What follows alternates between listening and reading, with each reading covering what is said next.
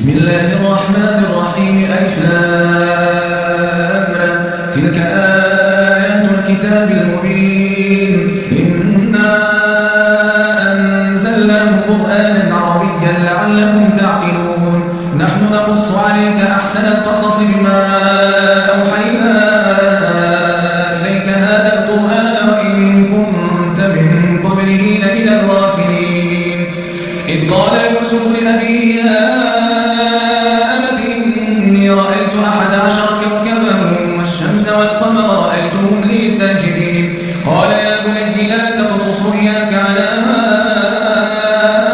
إخوتك فيكيدوا لك كيدا إن الشيطان للإنسان عدو مبين وكذلك يجتبيك ربك ويعلمك من تاويل الأحاديث ويتم نعمته عليك وعلى آل يعقوب كما أتمها على أبويك من قبل إبراهيم وإسحاق إن ربك عليم حكيم لقد كان في يوسف وإخوته آيات للسائلين إذ قالوا ليوسف وأخوه أحب إلى أبينا منا ونحن عصبة إن أبانا لفي ضلال مبين اقتلوا يوسف أو اطرحوه أرضا يخل لكم وجه أبيكم وتكونوا من بعده قوما صالحين قال قائل منهم لا تقتلوا يوسف وألقوه في غيابات الجب يلتقطه بعض السيارة إن كنتم فاعلين قالوا يا أبانا ما لك لا تأمنا على يوسف وإنا له لناصحون أرسله معنا غدا يرتع ويلعب وإنا له لحافظون قال إني ليحزنني أن تذهبوا به وأخاف أن يأكله الذئب وأنتم عنه غافلون قالوا لئن أكله الذئب ونحن عصبة إنا إذا لخاسرون فلما ذهبوا به وأجمعوا أن يجعلوه في غيابات الجب وأوحينا إليه لتنبئنهم بأمرهم هذا وهم لا يشعرون وجاءوا أباهم عشاء يبكون قالوا يا أبانا إنا ذهبنا نستبق وتركنا يوسف عند متاعنا فأكله الذئب وما أنت بمؤمن لنا ولو كنا صادقين وجاءوا على قميصه بدم كذب قال بل سولت لكم أنفسكم أمرا فصبر جميل والله المستعان على ما تصفون وجاءت سيارة فأرسلوا والدهم فأدلى دلوه قال يا بشرى هذا غلام وأسروه بضاعة والله عليم بما يعملون وشروه بثمن بخس دراهم معدودة وكانوا فيه من الزاهدين وقال الذي اشتراه من مصر لامرأته أكرمي مثواه عسى أن ينفعنا أو نتخذه ولدا وكذلك مكنا ليوسف في الأرض ولنعلمه من تاويل الأحاديث والله غالب على أمره ولكن أكثر الناس لا يعلمون ولما بلغ أشده آتيناه حكما وعلما وكذلك نجزي المحسنين وراودته التي هو في بيتها عن نفسه وغلقت الأبواب وقالت هيت لك قال معاذ الله إنه ربي أحسن مثواي إنه لا يفلح الظالمون ولقد همت به وهم بها لولا أن رأى برهان ربه كذلك لنصرف عنه السوء والفحشاء إنه من عبادنا المخلصين واستبق الباب وقدت قميصه من دبر وألف يا سيدها لدى الباب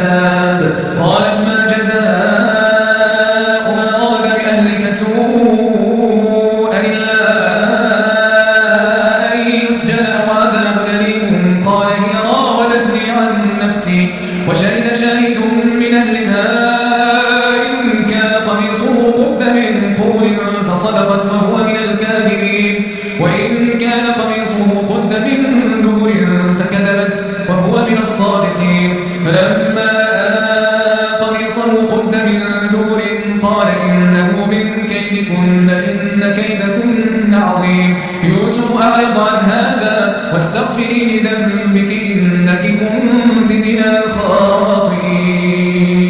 وقال نسوة في المدينة امرأة العزيز تراود فتاها عن نفسه قد شغفها حبا إنا لنراها في ضلال مبين. فلما سمعت بمكرهن أرسلت إليهن وأعتدت لهن متكئا وآتت كل واحدة منهن سكينا وقالت اخرج عليهم.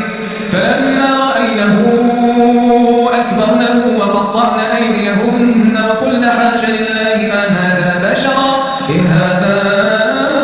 إلا ملك كريم. قالت فذلكن الذي لمتنني فيه ولقد راودته عن نفسه فاستعصم ولئن لم يفعل ما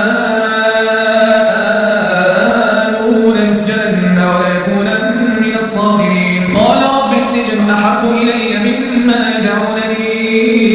إليه وإلا تصرف عني كيدهن أصب إليهن وأكن من الجاهلين. فاستجاب له ربه فصرف عنه كيدهن إنه هو السميع العليم. ثم بدا لهم من بعد ما رأوا الآيات ليسجننه حتى حين. ودخل معه السجن فتيان قال أحدهما إني أراني أعصر خمرا وقال الآخر إني أراني أحمل فوق رأسي خبزا تأكل الطير منه نبئنا بتاويله إنا نراك من المحسنين. قال لا يأتيكما طعام ترزقانه إلا نبأتكما بتاويله قبل أن يأتيكما ذلكما مما علمني ربي إني تركت ملة قوم لا يؤمنون بالله وهم بالآخرة هم كافرون واتبعت ملة آبائي إبراهيم وإسحاق ويعقوب ما كان لنا أن نشرك بالله من شيء ذلك من فضل الله علينا وعلى الناس ولكن أكثر الناس لا يشكرون. يا صاحبي السجن أرباب متفرقون خير من الله الواحد القهار ما تعبدون من دونه إلا أسماء سميتموها أنتم وآباؤكم ما أنزل الله بها من سلطان إن الحكم إلا لله أمر أن لا تعبدوا إلا إياه ذلك الدين القيم ولكن أكثر الناس لا يعلمون. يا صاحبي السجن أما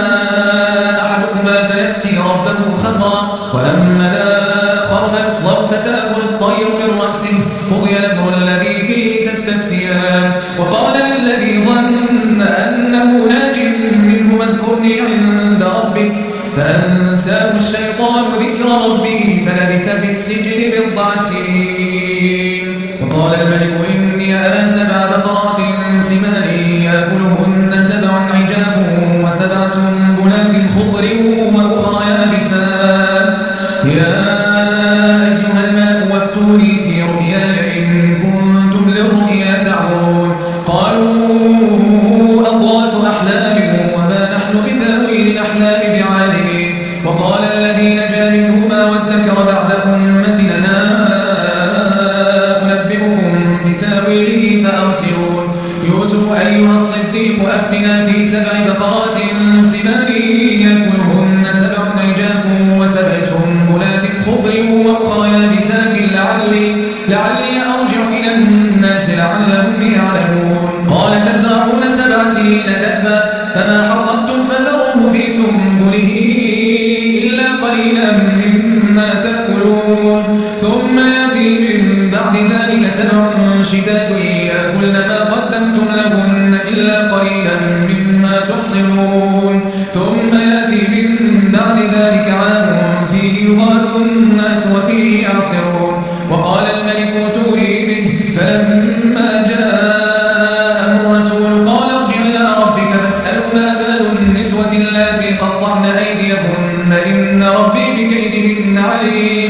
قال ما خطبكن إذ راوتن يوسف عن نفسه قلنا حاش لله ما علمنا عليه من سوء قالت امرأة العزيز لا حصحص الحق أنا راودته عن نفسه وإنه لمن الصادقين ذلك ليعلم أني لم أخنه بالغيب وأن الله لا يهدي كيد الخائنين وما أبرئ نفسي إن النفس لأمارة بالسوء إلا ما رحم ربي إن ربي غفور رحيم قال الملك ائتوني به أستخلصه لنفسي فلما كلمه قال إنك اليوم لدينا مكين أمين قال اجعلني على خزائن الأرض إني حفيظ عليم وكذلك مكنا ليوسف في الأرض يتبوأ منها حيث يشاء نصيب برحمتنا من نشاء ولا نضيع أجر المحسنين ولأجر الآخرة خير للذين آمنوا وكانوا يتقون وجاء إخوة يوسف فدخلوا عليه فعرفهم وهم له منكرون ولما جهزهم بجهازهم قال ائتوني بأخ لكم من أبيكم ألا ترون أني أوفي الكيل وأنا خير المنزلين فإن لم تأتوني به فلا كيل لكم عندي ولا تقربون قالوا سنراود عنه أباه وإنا لفاعلون وقال لفتيته جعلوا بضاعتهم في رحالهم لعلهم يعرفونها إذا انقلبوا إلى أهلهم لعلهم يرجعون فلما رجعوا إلى أبيهم قالوا يا أبانا منع منا الكيل فأرسل معنا أخانا نكتل وإنا له لحافظون قال هل آمنكم عليه إلا كما أمنتكم على أخيه من قبل فالله خير حفظا وهو أرحم الراحمين ولما فتحوا متاعهم وجدوا بضاعتهم ردت إليهم قالوا يا أبانا ما نبغي هذه بضاعتنا ردت إلينا ونمير أهلنا ونحفظ أخانا ونزداد كيل بعير ذلك كيل يسير قال لنرسله معكم حتى تؤتون موثقا من الله لتاتونني به إلا أن يحاط بكم فلما آتوا موثقهم قال الله على ما نقول وكيل وقال يا بني لا تدخلوا من باب واحد ودخلوا من أبواب متفرقة وما أغني عنكم من الله من شيء إن الحكم إلا لله عليه توكلت وعليه فليتوكل المتوكلون ولما دخلوا من حيث أمرهم أبوهم ما كان يغني عنهم من الله من شيء إلا حاجة في نفس يعقوب قضاها وإنه لذو علم لما علمناه ولكن أكثر الناس لا يعلمون ولما دخلوا على يوسف آوى إليه أخاه قال إني أنا أخوك فلا تبتئس بما كانوا يعملون فلما جهزهم بجهازهم جعل السقاية في رحل أخيه ثم أذن مؤذن أيتها العير إنكم لسارقون قالوا وأقبلوا عليهم ماذا تفقدون قالوا نفقد صواع الملك ولمن جاء به حمل بعير وأنا به زعيم قالوا تالله لقد علمتم ما جئنا لنفسد في الأرض وما كنا سارقين قالوا فما جزاؤه إن كنتم كاذبين قالوا جزاؤه من وجد في رحله فهو جزاؤه كذلك نجزي الظالمين فبدأ بأوعيتهم قبل وعاء أخيه ثم استخرجها من وعاء أخيه كذلك كدنا ليوسف ما كان ليأخذ أخاه في دين الملك إلا أن يشاء الله نرفع درجات من نشاء وفوق كل ذي علم عليم قالوا إن يسرق فقد وقد سرق أخ له من قبل فأسرها يوسف في نفسه ولم يبدها لهم قال أنتم شر مكانا والله أعلم بما تصفون قالوا يا أيها العزيز إن له أبا شيخا كبيرا فخذ أحدنا مكانه إنا نراك من المحسنين قال معاذ الله أن نأخذ إلا من وجدنا متاعنا عنده إنا إذا لظالمون فلما استيئسوا منه خلصوا نجيا قال كبيرهم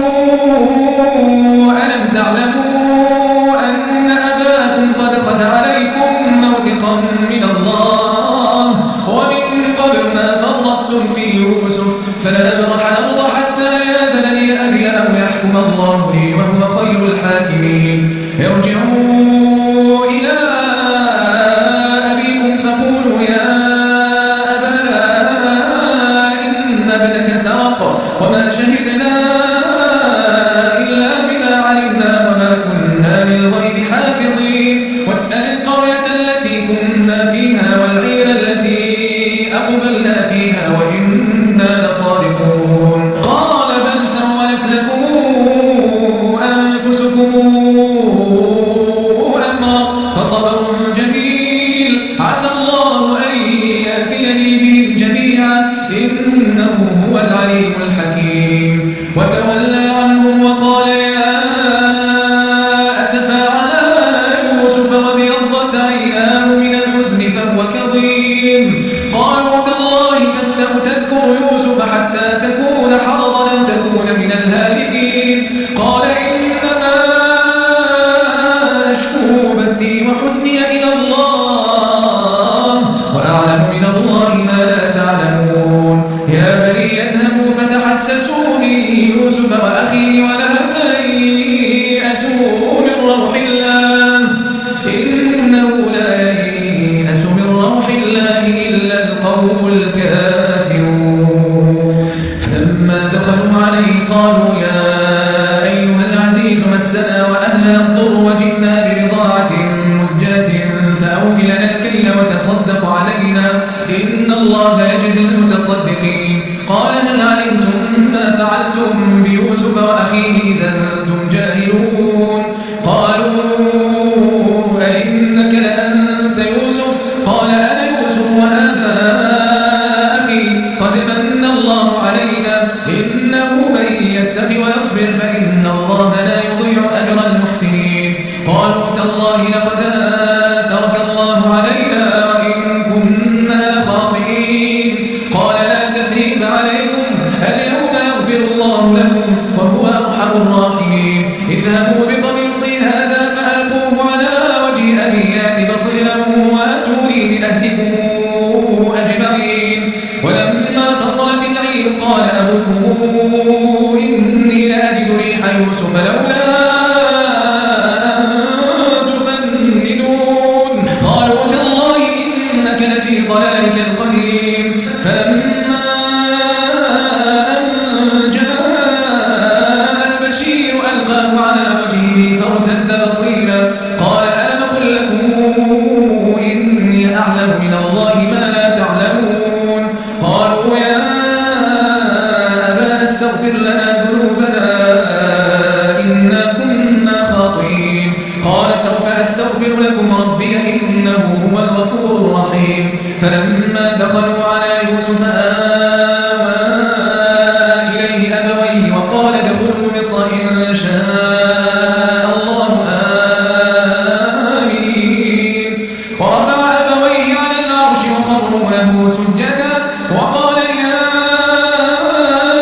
أبت هذا تاويل رؤياي من قبل قد جعلها ربي حقا وقد أحسن بي إذ أخرجني من السجن وجاء بكم من البدو من بعد أن نزغ الشيطان بيني وبين إخوتي إن ربي لطيف لما يشاء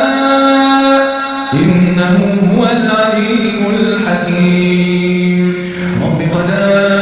آتيتني من الملك وعلمتني من تاويل الأحاديث فاطر السماوات والأرض أنت ولي في الدنيا والآخرة مسلما وألحقني بالصالحين ذلك من أنباء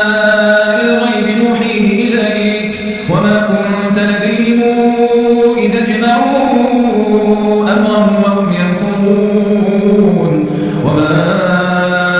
أكثر الناس ولو حرصت بمؤمنين وما تسألهم عليه من أجر إن هو إلا ذكر للعالمين وكأي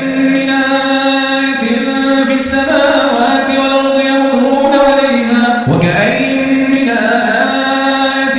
في السماوات والأرض يمرون عليها وهم عنها معرضون وما يؤمن أكثرهم بالله إلا وهم مشركون أفأمنوا أن تأتيهم غاشية من عذاب الله أو تأتيهم الساعة بغتة وهم لا يشعرون قل هذه سبيلي أدعو إلى الله على بصيرة أنا ومن اتبعني وسبحان الله وما أنا من المشركين وما أرسلنا من قبلك إلا رجالا يوحى إليهم من أهل القرى أفلم يسيروا في الأرض فينظروا كيف كان عاقبة الذين من قبلهم ولدار الآخرة خير للذين اتقوا أفلا تعقلون حتى إذا استيأس الرسل وظنوا أنهم قد كذبوا جاءهم نصرنا فننجي من نشاء ولا يرد بأسنا عن القوم المجرمين لقد كان في قصصهم عبرة لأولي الألباب ما كان حديثا يفترى ولكن تصديق الذي بين يديه وتفصيل كل شيء وهدى ورحمة لقوم يؤمنون